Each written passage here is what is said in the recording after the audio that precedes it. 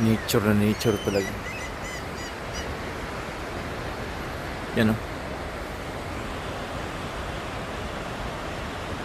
Nature talaga yan. Yan.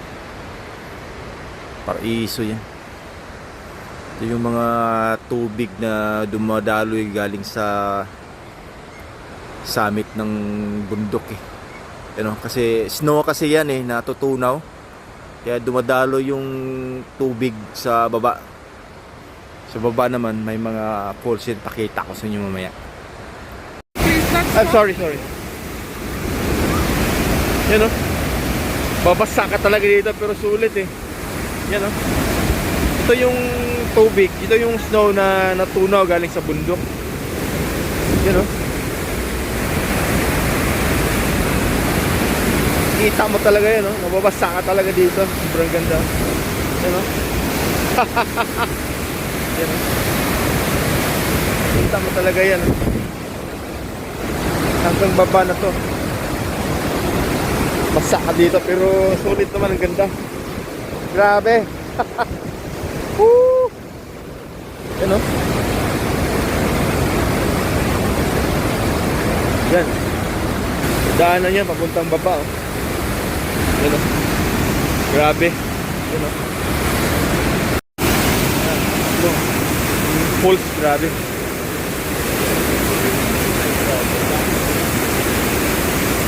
Malakas o. Falls.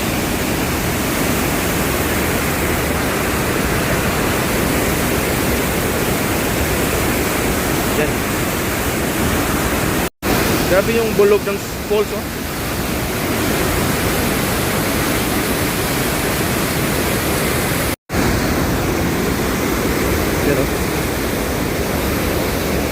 Lumalamig eh.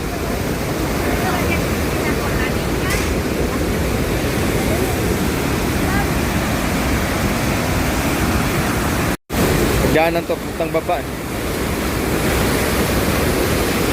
Grabe ah. Puntahan talaga to ng mga turista eh. Linis ng tubig oh. Ayun oh. Mainim pa yung tubig na yan. Yan o. Sobrang lakas. Grabe o. Sobrang linis o.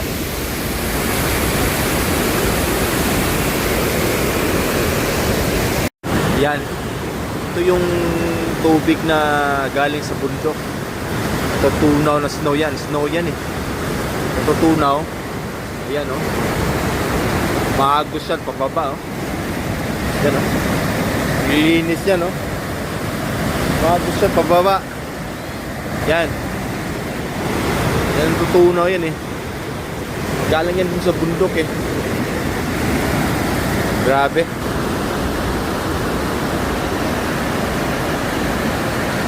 May nagka-camp din dito oh. Camping oh. Yan. Camping. Yan. Itong tubig na to. Yan. Ditso yan doon, no? Ditso yan dyan. Galing sa bundok. Dami nagka-camping dito. Ang ganda kasi, oh. Dami nagka-camping. Yung mga, ano yun, tawag nito?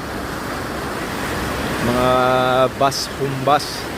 Bus na, yan, no? I-modify nila parang ano, parang tawag nito,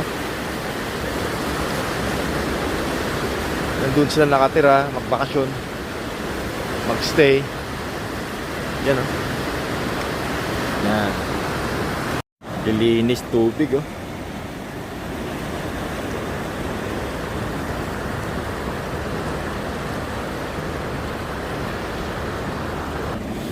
Itong tubig na to na galing doon sa bundok yan, maraming ano to, nag-ano to dito mag-join sa lake, tapos dyan maraming salmon na dyan eh.